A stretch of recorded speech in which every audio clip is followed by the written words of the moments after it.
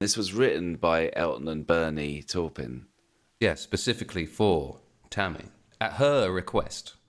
At her request, okay.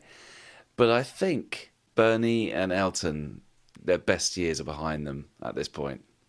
Right. Would you agree? I was trying to work out when Elton John becomes a caricature of himself, because my main sort of memories of talking about Elton John, listening to Elton John, it being on, is us saying that. It's probably with the Diana funeral and that version of Candle in the Wind. He's part of the furniture, he's a sir. He gets knighted maybe after that, actually. But for a lot of his career, and I never really bothered listening to him, apart from it was always on when I was young in the 80s. Like Nikita was on the charts, No Sacrifice, and then the 70s stuff would be on a jukebox if you went into a pub or whatever. One of the most famous duets of all time. Which one's that? Well, Don't Go Breaking My Heart. Don't Go Breaking My Heart. Yeah, okay, yeah. That was always on, endlessly repeated. Yeah, and I never bothered, like, people, because I'd already been through my 90s cynical sort of like, that's Elton John, he's just a caricature. There's lots of these kind of like music heads who talk about Yellow Brick Road as being like incredible. I never listened to it, so I'd listen to it today. It's fucking great, actually. It's really good. No, I've never listened to a whole Elton John album, ever. I listened to it today, and Candle in the Wind, that version of it is bloody great. The harmonies are beautiful. It's a great production, and also I'd always thought Elton just sings the stuff, but he writes it, doesn't he? He writes the music, yeah. He writes the music. Yeah, Bernie sends him the lyrics, and then Elton crafts a song out of the lyrics, which is different to a lot of other songwriting partnerships. He's pretty good at music, basically. He's just like, whatever you tell me to express, I'll express it because I like doing it through music. He tried himself. There's an interview with, I think it was Arsenio Hall, and he was like, Moon in June, you know, that was my limit. It was very basic. And he probably didn't really push himself. He got given Bernie's lyrics. Yeah. Ray Williams put an ad in the NME in '67 for talent. He worked for a record company. They both replied, and then Ray just sent Elton Bernie's lyrics in an envelope. Yeah. Right. And said, try that. And the rest is, stuff. The rest is a lot of similar stuff. A lot of very similar stuff. I just got stuck basically trying to look at every album and see if there's like a hit or something I sort of knew, and where that stopped. And I worked out, for me, it's 89 with It's No Sacrifice. I think that's where it stops. Well, that was number one or number two or something, wasn't it? That was a big hit. Yeah, it was a big hit. It was 89. And the next year was when he went cold turkey, 1990. That's it. He started the 90s with the double whammy of Rehab and a hair transplant. So this is how he reinvented himself. The hat era was over. The eyewear cooled down as well. And it was just Elton with a mop top and in a Versace suit. And that was his look for the whole of the 90s, wasn't it? I mean, he doesn't really deviate after this. He's like, I've got rid of all my demons. Or maybe he hasn't got rid of them, but like he's kind of used therapy to get out of it. Yeah, he's in daily therapy to keep to that one image. It may have been advice. Yeah, be normal. This is often advice in Alcoholics Anonymous or psychotherapy, I'm sure. It's just like, get some kind of routine that is easy to deal with and that excludes all these bad things that you do, and stick to that till you don't crave all those things as much as you used to. Yeah. So I think a look, because Elton is known for his outrageous different looks, dressing up like Donald Duck or like a fucking Russian military man or whatever. He just did every kind of look possible, didn't he? Just kind of trying to outdo himself.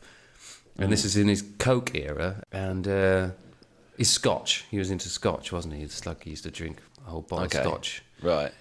And food. He was upset. He's like a compulsive overeater and a bulimic. So he kind of had to knock all this on the head at the same time. Yeah. And then he became just not as interesting and a caricature of himself. His voice, it becomes, it was the impression that everyone does. Consciously trying to just be this one thing, whereas before it seemed to come through him somehow. Didn't he have throat surgery in the late 80s or something? He had some kind of vocal cord problem. he dropped a key or an An octave. octave. And so he couldn't do the high bits anymore. Yeah. So maybe he's overcompensating by putting more rah into it. Yeah, he's trying to be more sort of crooner or deep bass, whatever you call it. Baritone. Yeah, going for a baritone thing, like purposefully. Yeah. Dave Garn, Johnny Cash kind of. And when he does that, the crazy, wild sort of innocence that is present in some of his music disappears. Because it's too considered. Yeah, just too self-conscious, basically. It sort of all comes down to that bit in Perfect Day, you know, where he goes, then later, a movie too, and then home.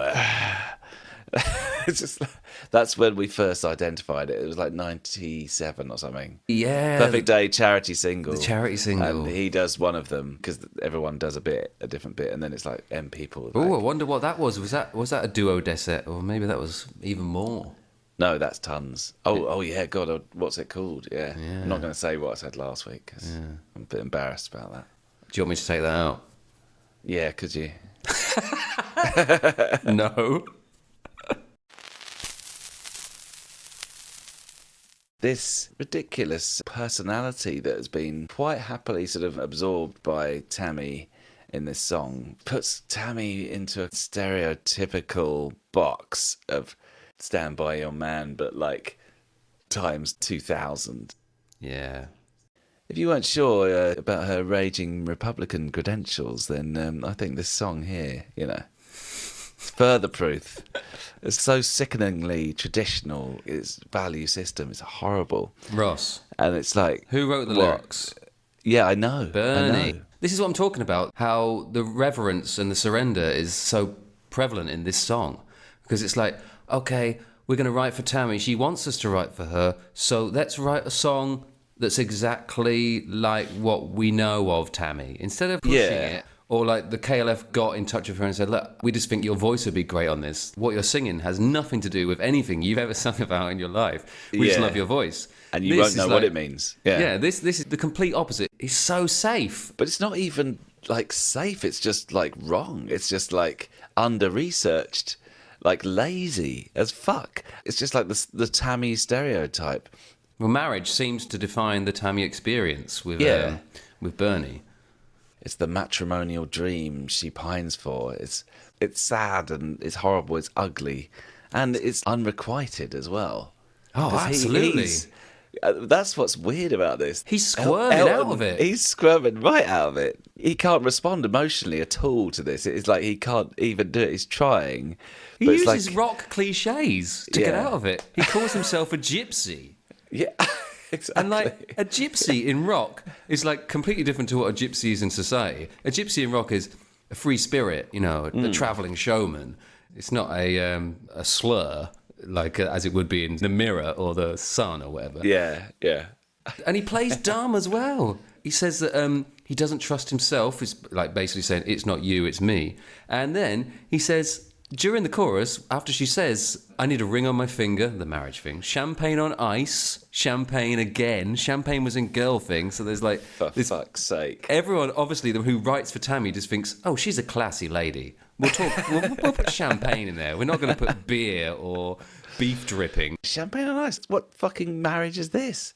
This is like insane. No marriage I fucking know. As soon as you feature champagne on ice, you're talking about partying. It's not a marriage.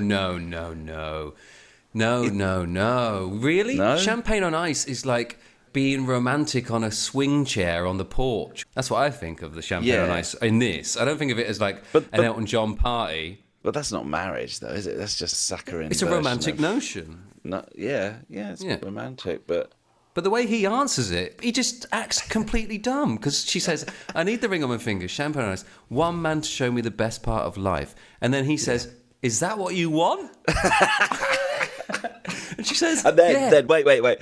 Is that what you want? And you're expecting, this is Elton's bit now. And he's going to do some, 'cause I got this for you, and I'm going to give you this. or is that what you want? 'Cause that's what'll happen if... It's just, if that's what you want.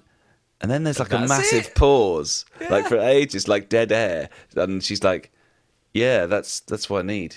And that's it. That's it. That's his only part of the chorus. As far as he can get. Long pause. Hooky stuff. It seems like he's bullied in this song. Like she says, a home and a family makes sense for us. She's dominating. She's saying, this is how I see it, and it makes sense for us. Yeah? Yeah? Yeah. Yeah? I mean, does right? she know? Are you ready? Does she know he's gay? There's a little hint that I think Taupin put in. Just to fuck with It's a him. little nudge and a wink. She starts the second verse with, I guess some souls get restless under the skin. There's a shortage by half of marrying men. Now I'm thinking, right, this is an interesting lyric because it's either saying her choices are dwindling, she's getting older, she's getting desperate, or it's like a wink by Taupin about the general acceptance of homosexuality and the melting of intolerance, as he put it on the Arsenio Hall show, in society in relation to coming out, not having to hide in marriages due to cultural or possibly even public relation reasons. Maybe that pointing the finger at Elton, saying, you got married, you to a woman, you idiot. But there's a shortage by half of marrying men because now gay people aren't just pretending to be straight and marrying people. They're more free to follow their dreams of what they actually want instead of being told what to do by society. So he could have said something about how this isn't right for him because he's not heterosexual. It could have been interesting, but no. That would have been nice. Yeah. Because he's already out by then. I mean, she must know. I still feel like going back to the Republican thing, I don't think she'd be approving at all. Why are you're so stuck on this? I feel like she'd be on that side. She's on the Bush side, the Reagan side. With this kind of thing. So why are you putting culture wars into Tammy Wynette? just for fun. Just for fun, Okay. She probably really values all these things, but she knows that it's really tricky because she's got it wrong like 3 or 4 times, Yeah. Yeah, well, exactly. She does know and has known in her career, and she's real, and that's why she's got the teardrop in her voice. But as she gets older and more set in her mansion and everything, perhaps she, like most people who come from nothing, end up arseholes, like the nouveau riche, basically. They adopt the prejudices of those that they aspire to destroy or used to want to destroy but now are with. So they're like, okay, yeah, we hate the working classes as well. Or they're intolerant in various ways because they got there. They made it out of nothing, so why the fuck should they support anyone else who's got problems? It seems to be a basic human trait. Well, luckily she didn't take him up on the gypsy thing as well, because I don't know if they have that word in America. Do they? I mean, they have the Gypsy Moth.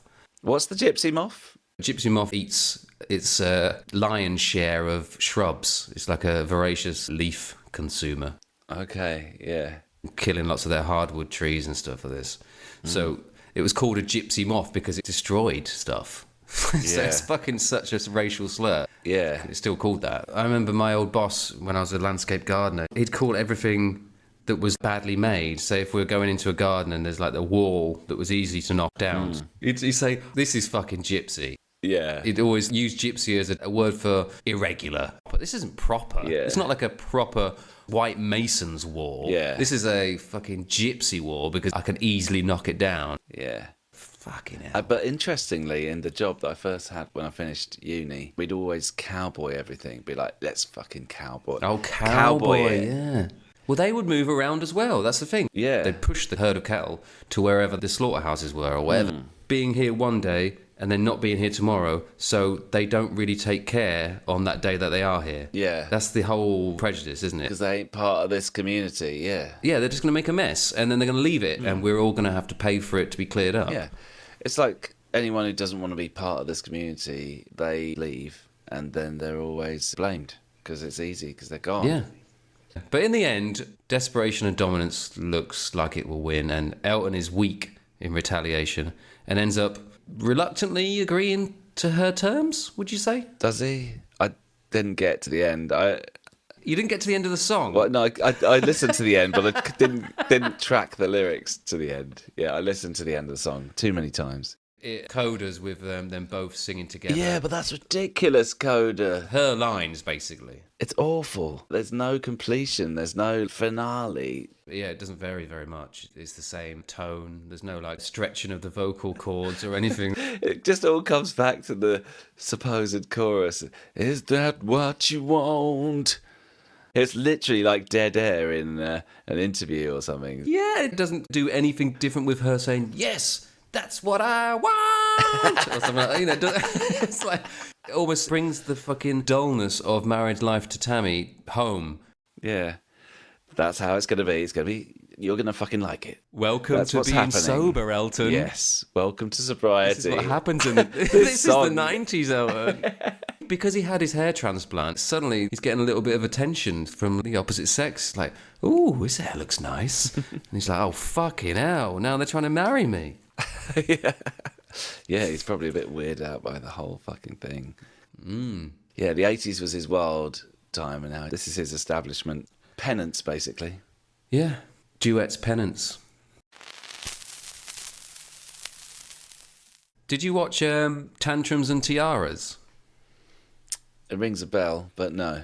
Tantrums and Tiaras is his candid behind-the-scenes documentary that was filmed by David Furnish, his partner and now husband.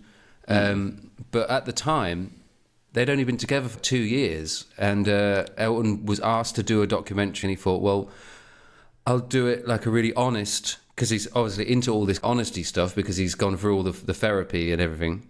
Yeah.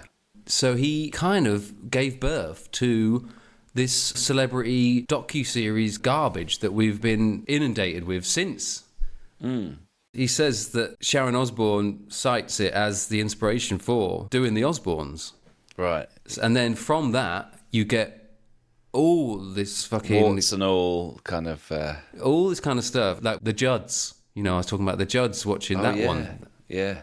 Because it is just him behind the scenes in his houses, in hotel rooms, in backstage areas, with his personal assistant. It's pretty funny. Like, Elton he's a pretty funny guy. Yeah. There's only a couple of tantrums in there, really. Like, there's one that's fucking hilarious. He's on holiday and he just doesn't want to do anything. David is like, if I asked you to go on a nature walk, would you be up for that? And he's like, no. Well, what about if we wanted to go and see a show or something in town? And it's like, no, I just want to sit here in the hotel. And he just wants to play tennis in the hotel, basically. He loves tennis. He's so into tennis. There's a fucking clip of it. It's amazing. He's playing tennis. And he just like has a fucking fit and just throws his tennis. Like everyone does this in tennis because it is one of the games. It's infuriating. Really, I think I've fucking... seen you do it actually. Yeah, I've done it so many times. I used to do it as well. But he has it because there's this woman apparently saying, Elton, why don't you come and do this and why don't you? And he says that if she'd have just asked for an autograph, I would have done it, got it over and done with. But she just wanted to hang around and watch me. And if someone's watching you play tennis badly, like that is going to wind you up. And he blows up. And then there's this scene of him just being like a total child sitting on a sofa in his Nike kind of tennis gear. And like just looking out of shape. Has he got really like pumped up sort of trainers? Oh, yeah, exactly. Yeah. Everything Nike. I love that. And he's just fuming, absolutely fuming. And David's like prodding him a little bit. And like, to be honest, my perception of David Furnish was like maybe, I don't know, a trophy husband or something. He's like a younger guy, good looking.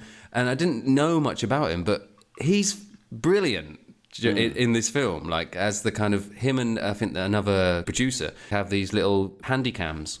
And they're just like following Elton around, talking to his kind of team and stuff. And like, it's good fun. And what I found out in this film, it happened with Ted Clontz in The Judds, and now it's happened with Elton. He had a psychotherapist called Beechy Colclough, this Irish guy, Beechy. Beechy. Yeah, Bochum is his real name, but Beechy is what he's known as. Don't even know that name, Bochum. He's an ex-musician, songwriter, performer that got into drugs, alcohol, and basically had a breakdown, went through therapy, and then from his therapist, she said, well, you should probably look into doing this. It could be something good for you to do, you know. Being a therapist. Yeah, getting into the industry. That's the only way that people actually recover is by becoming therapists. Yeah. It's the only way. That's the whole... Well, pretty much that's the circle of wellness. The whole wellness scene. You need to get power back.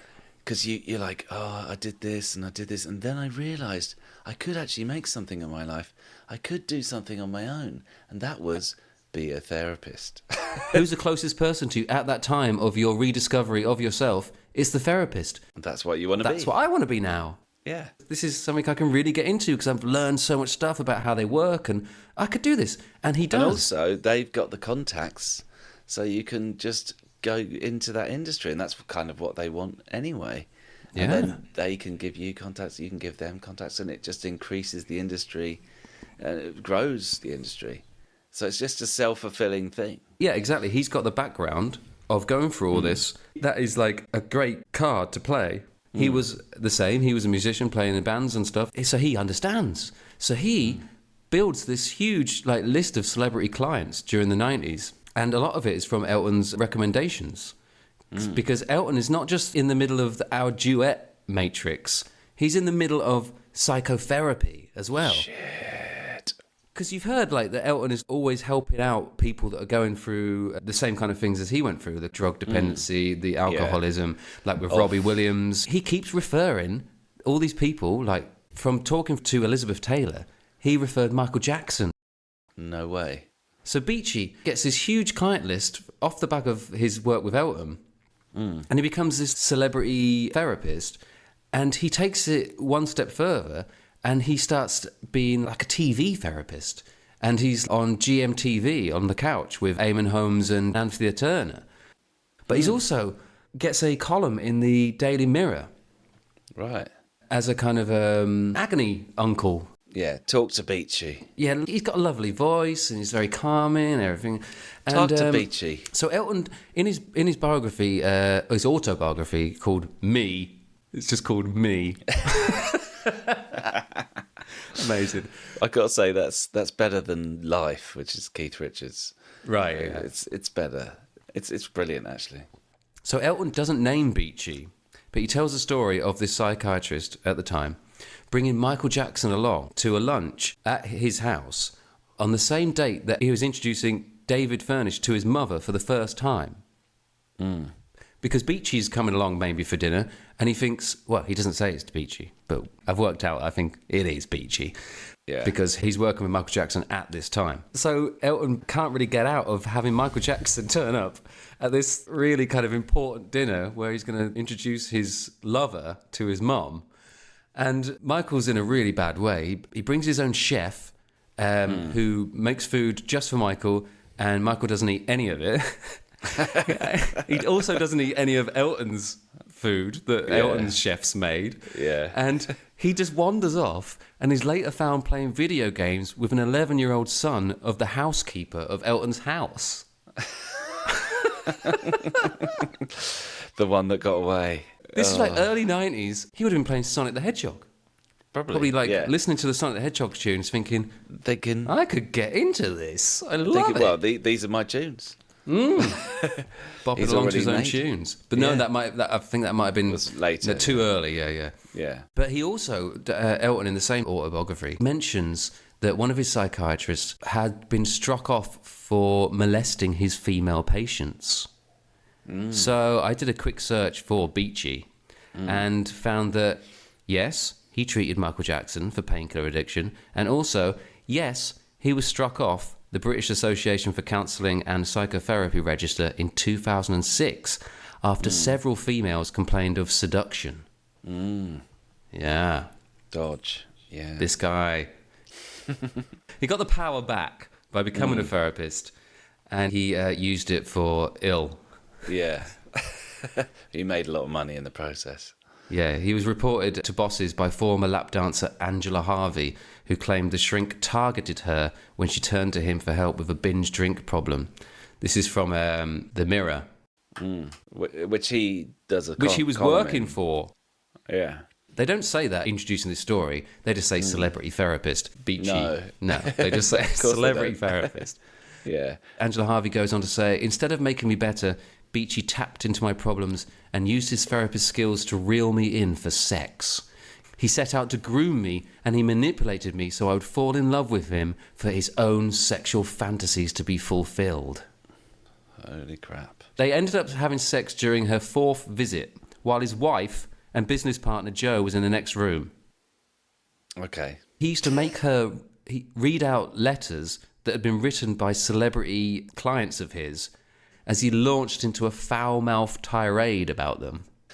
This guy, this fucking Elton. So 2006 he gets struck off and he goes quiet for a while, but then he goes back to music and he starts to post up new recordings on his YouTube page, and he boasts about 7 of his songs appearing on the US soap The Young and the Restless, which is the longest running US soap there is. It's like the Coronation Street of America.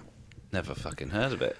Yeah, but he hasn't been dropped by all of his celebrity clients or friends, as he was last seen supporting Johnny Depp at his libel trial earlier this year in Virginia. Holy crap, no. Yes. Really? Oh my God. On a sort of slight tangent, well, my normal tangent, I was just trying to investigate Tammy's religious views. Right. Yeah, right. Whether it's on the right, sort of Christian right, and this kind of stuff. Well, religious views are not right or left, are they? No, but sort of now, I guess, the far right and extreme Christian America go hand in hand. Well, because it's a very good voting demographic. Yeah, yeah, and the soccer mums and we're good Christians is always what you can come back to justify anything. Would she be okay with Elton, who's openly said he would ban religion completely? Really pissed off a lot of people. Did it? Yeah. Was that like his John Lennon bigger than Jesus moment? Yeah. You got Neil Horsley, the Christian reconstructionist from Georgia, made a YouTube vid saying Elton has to die. And he had tons of death threats. There is history of Tammy Wynette doing some more kind of, not risque, but girl thang type things. Your good girl's gonna go bad.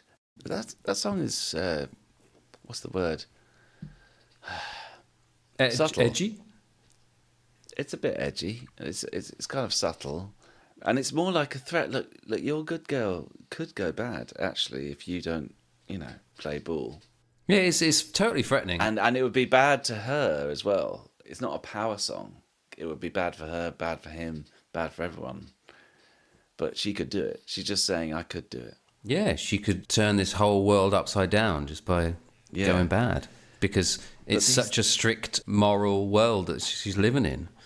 Yeah. So I was sort of looking for this. I ended up reading a passage by Kerry Fills on Quora, who answers the question, as a Christian, is listening to Your Good Girl's Gonna Go Bad acceptable? So Kerry Fills says, if it doesn't line up with the word of God, Adonia, and goes against his word, even in the slightest, you shouldn't listen to it. Hope this helps. Smiley face.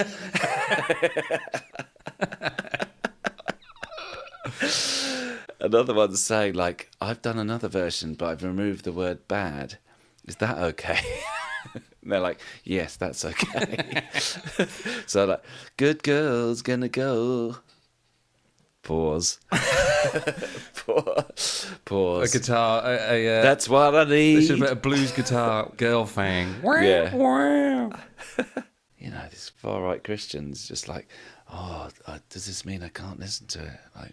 So weird. Yeah. But that is the whole problem of agnostic Christianism. You don't know anything. You have to ask your priest, your preacher, whoever, all these questions. Does it make me a bad Christian if I listen to this? Am I allowed to dance to this? Am I allowed to have fun? Please tell me, because I don't know, because I have no connection to God. You're my connection to God. Yeah.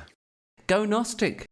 Connect to God in your own way. You don't need people to tell you how to fucking get on with God. No. I mean, I was quite happy. I didn't really find anything to sort of prove my theory that she's like a total Christian nutbag. Or a right-winger. Well, she's definitely a bit right-wing. She's friends with the Bushes, you know. Good friends. So, I did find a great bookend to this. You know what song made Elton decide to go sober? What, song of his own or song of someone else's? Any song. So 1989 would have been his time of thinking, I've got to go sober. Then. No, but I'm just thinking, like, you know, it couldn't have been anything after 1990, that's what I'm saying. No. So it wasn't Barbie Girl by Aqua. It was... No. It was... It wasn't Nothing Else Matters. No. Metallica. It wasn't that. No. Oh! That was probably inspired by Elton's film, Tantrums and Tiaras. It's probably the Metallica film. Yeah, Some Kind of Monster. Yeah. Yeah, another one. I mean, that's a great film. But, so yeah, the Elton song that made him go straight. Yeah. No, That's it wasn't not an Elton straight. song. A song. Sorry, not straight, sober.